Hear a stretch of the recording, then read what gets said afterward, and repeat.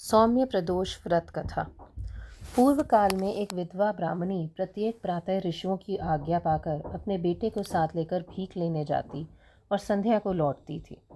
भीख में जो मिलता उससे अपना काम चलाती और शिवजी का प्रदोष व्रत भी करती। एक दिन जब वह भीख लेने के लिए अपने बेटे के साथ जा रही थी तो मार्ग में उसे विदर्भ देश का राजकुमार मिला। शत्रुओं ने उसे उसकी राजधानी से बाहर निकाल दिया था और उसके पिता को मार डाला था।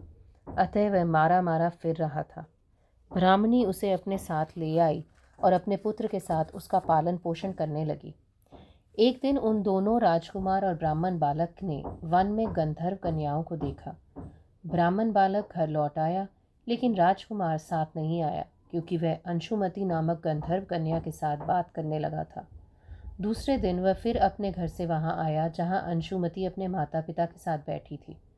कुछ दिन बाद अंशुमति के माता पिता ने राजकुमार से कहा कि तुम विदर्भ देश के राजकुमार धर्मगुप्त हो।